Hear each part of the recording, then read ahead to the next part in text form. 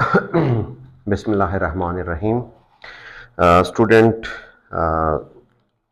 Check करें, हम पढ़ते हैं क्लास 10th की chapter that is organic chemistry.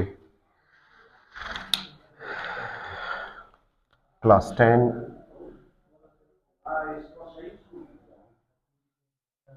Chapter organic chemistry. Organic chemistry introduction पढ़ते हैं। देखिए स्टूडेंट, ऑर्गेनिक केमिस्ट्री जो है वो एक्चुअली हिस्टोरिकल बैकग्राउंड अगर ऑर्गेनिक केमिस्ट्री का आप चेक करें तो हिस्टोरिकल बैकग्राउंड कुछ यूं था कि ये ताकि जो जितने भी ऑर्गेनिक कंपाउंड है वो लिविंग ऑर्गेनिज्म से ही हम हासिल करते थे। यानी ऑर्गेनिक वर्ड जो है ये ओनली स्पेसिफिक था लिविंग ऑर्गेनिज्म से। यानी हम लाइक आप चेक कर ले, जितनी भी ऑर्गेनिक कंपाउंड है हमारी बॉडी में, लाइक प्रोटीन है या जितनी भी है वाइटामिन्स है या कार्बोहाइड्रेट है, जितनी भी है वो ऑलमोस्ट क्या है, ऑर्गेनिक है। तो इस तरह कोई बैकग्राउंड नहीं था कि ऑर्गेनिक को हम डिफाइन कर सकते थे। बस इस तरह हम सोर्स के जरिए से, यानी सोर्स से हम डिफाइन करते थे। सोर्स कि ऑर्गेनिक कंपाउंड का सोर्स क्या है। सोर्स ये था कि लिविंग ऑर्गेनिज्म से हासिल करते थे और इस पर एक थ्योरी भी पेश की गई और उस थ्योरी में भी कहते हैं कि वाइटल फोर्स थ्योरी के ऑर्गेनिक कंपाउंड जो है वो हम हासिल करते हैं from living organism. Organic compound हासिल करते हैं फ्रॉम लिविंग ऑर्गेनिज्म और इस पर एक थ्योरी भी थी that was vital force theory. Vital force theory ये पहले कुछ यूं चल रहा था, लेकिन बाद में रिसर्च के बाद एक साइंटिस्ट है, वोलर नाम है, वोलर। वोलर ने 1828 में कुछ यूं किया कि उसने अमोनियम साइनेट को अमोनियम अमोनियम साइनेट को अमोनियम साइनेट को जो कि सॉल्ट है NH4CnO को उसने क्या किया, हीट किया लैब में। अब ये कौन सा ऑर्गेनिक कंपाउंड है? ये हमारे पास ऑर्गेनिक कंपाउंड नहीं है, ये हमारे पास इनऑर्गेनिक इन का मतलब हुआ अब यही कि नॉट ऑर्गेनिक, इनऑर्गेनिक कंपाउंड है। अब इनऑर्गेनिक कंपाउंड का मतलब यह हुआ कि ये ऑर्गेनिक नहीं है नेचर में। अब अमोनियम साइनेट को क्या करना है, हीट करना है। अब जब अमोनियम साइनेट को हीट किया तो यहां पे एक और कंपाउंड मारज वजूद में आया, दैट इज कार्बमाइड। कार्बमाइड का मतलब है यूरिया। अब जब यूरिया को देखा तो यूरिया क्या था, एक ऑर्गेनिक कंपाउंड था। तो उन्होंने कहा कि बेटा ये तो इनऑर्गेनिक, यानी इनऑर्गेनिक कंपाउंड से ही हम ऑर्गेनिक कंपाउंड को हासिल कर रहे हैं।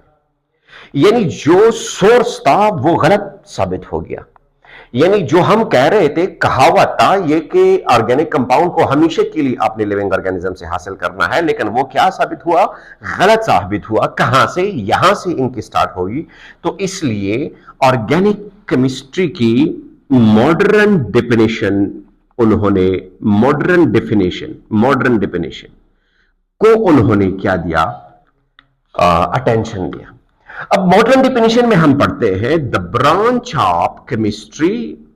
ये क्या है, ब्रांच है, ब्रांच ऑफ केमिस्ट्री है इन विच वी स्टडी, जिसमें हम स्टडी करते हैं अबाउट हाइड्रोकार्बन। हाइड्रोकार्बन के लिहाज से स्टडी करते हैं एंड दियर डेरिवेटिव्स। यानी मतलब क्या हुआ, मतलब ये हुआ कि इस केमिस्ट्री में हम क्या स्टडी करते हैं, इस केमिस्ट्री में हम ऑर्गेनिक कंपाउंड को हाइड्रोकार्बन एंड डेरिवेटिव ही से स्टडी करते हैं। अब देखिए स्टूडेंट, डेरिवेटिव्स एंड हाइड्रोकार्बन का मतलब क्या है? यानी दो चीजें हम स्टडी करें। ए, हाइड्रोकार्बन, हाइड्रोकार्बन को स्टडी करना। हाइड्रोकार्बन का मतलब है hydrogen and carbon, hydrogen and carbon.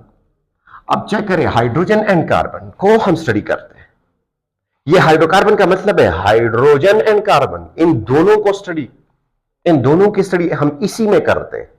अब बी में कहते हैं कि जरूरी भी नहीं है कि ये हो, यानी एंड ये इस इनकी डेरिवेटिव्स। फॉर एग्जाम्पल, यहां पे एग्जाम्पल ले रहा हूं, CH4 the simplest organic compound, methane simplest organic compound है, अल्केन सीरीज का स्टूडेंट। इसी तरह दूसरा एक मेंबर है C2H6 इथेन, अल्केन सीरीज का। अब ये भी अल्केन है, अब ये भी अल्केन है। फर्क सिर्फ ये है कि एक बहुत सिंपल है, दैट इज CH4, जिसमें एक कार्बन है 4 हाइड्रोजन, इसमें 2 कार्बन 6 हाइड्रोजन। अब इसी को चेक करें, कार्बन हाइड्रोजन को चेक करें स्टूडेंट। कार्बन हाइड्रोजन में, इस मीथेन में, मीथेन गैस में कार्बन हाइड्रोजन है, यानी कार्बन हाइड्रोजन को भी हम ऑर्गेनिक कंपाउंड कह सकते हैं। अब क्या है, अब चेक करें, इनके दरमियान कार्बन हमेशा के लिए 4 बॉन्ड बनाते हैं और हाइड्रोजन 1 बॉन्ड बनाता है। वैलेंस इलेक्ट्रॉन हाइड्रोजन के पास 1 है, कार्बन के पास कितने हैं? 4 है। तो मालूम हुआ कि ये जो कंपाउंड है, ये हमारे पास क्या है? ये हमारे पास ऑर्गेनिक कंपाउंड है। लेकिन फिर कहते हैं कि और ऑर्गेनिक कंपाउंड एंड डेरिवेटिव्स भी है, यानी जरूरी नहीं है कि just organic compound, just hydrocarbon हो। लेट्स सपोज हम एक लेते हैं, इस मीथेन से हम एक हाइड्रोजन को माइनस करते हैं, इसके साथ हम लगाते हैं OH। चेक कर, अब इसको हमने नाम देना है मीथेन, इसको हमने नाम देना है मीथेन। अब जब OH आ गया तो इसको हम नाम दे रहे हैं मेथेनॉल, मेथेनॉल। अब देखिए, एन को मैंने रिप्लेस किया ऑल के साथ। अब स्टूडेंट, कहने का मतलब यह नहीं था कि मैं आपको अल्कोहल पढ़ाऊं या मैं आपको अल्काइल हैलाइड पढ़ाऊं। मेरा मतलब यह था कहने का कि यहां पे कार्बन के साथ 4 हाइड्रोजन अटैच है, लेकिन यहां पे कार्बन के साथ, हाइड्रोजन के साथ साथ एक और एटम भी है, यानी इसका मतलब है अदर एटम, यानी other than hydrogen, other than hydrogen, other than hydrogen and carbon, other than hydrogen and carbon.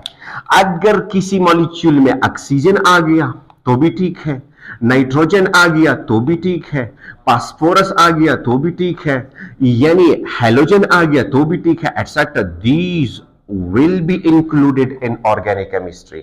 अब ऐसा नहीं है कि अल्कोहल ऑर्गेनिक केमिस्ट्री में नहीं आता, यानी हाइड्रोकार्बन के साथ साथ, हाइड्रोकार्बन के साथ साथ लेट्स सपोज हमारे पास है, लेट्स सपोज हमारे पास है बेंजीन। स्टूडेंट, बेंजीन है, चेक करें, बेंजीन है, यानी carbon carbon carbon carbon carbon carbon, 6 carbon है और 6 हाइड्रोजन है, C6H6 क्या है? बिल्कुल हाइड्रोकार्बन है, मानता हूं हाइड्रोकार्बन है, बिल्कुल ऑर्गेनिक कंपाउंड है।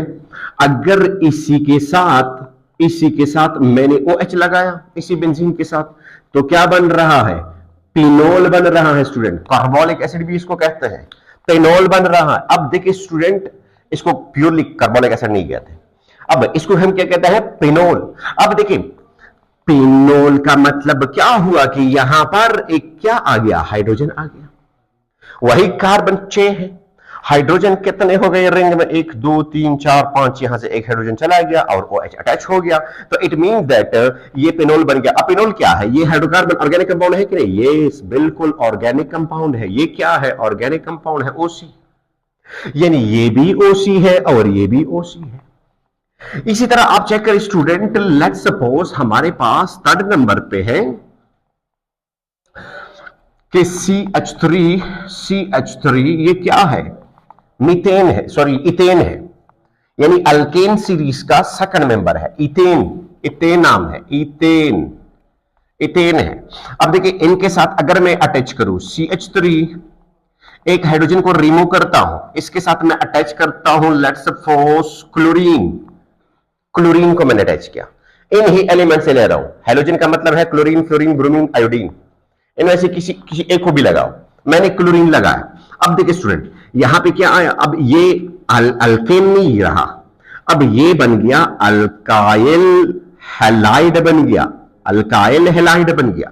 अब कहने का मतलब ये था कि यहां पे एक और एलिमेंट आ गया दैट इज क्लोरीन। अब ये क्या है, ऑर्गेनिक कंपाउंड, लेकिन ये क्या है, ये भी ऑर्गेनिक कंपाउंड है।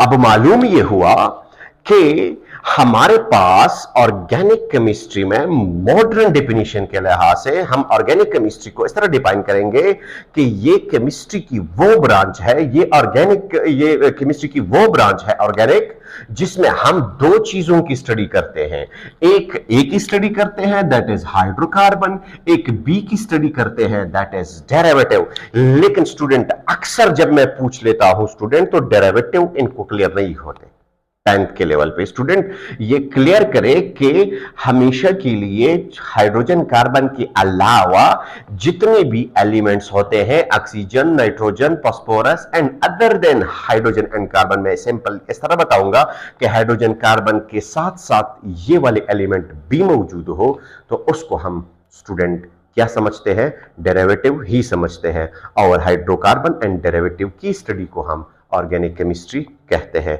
Thank you very much.